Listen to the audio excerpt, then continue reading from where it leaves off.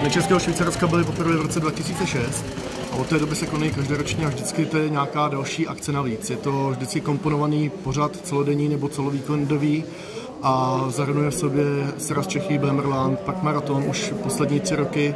a tradičně vlastně večerní koncert nějaké známé osobnosti, zpěváka, skupiny. Někdy před 10 lety, u příležitosti dalšího srazu, jsme si chtěli na náměstí připomenout pana Líbiše, toho člověka, který zkonstruoval a vyráběl motorky Čechy, Böhmerland,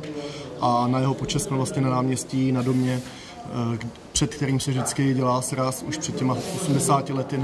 nebo i dnes, tak jsme umístili pamětní desku, kde si připomínáme pana Líbiše a jeho slavnou motorku.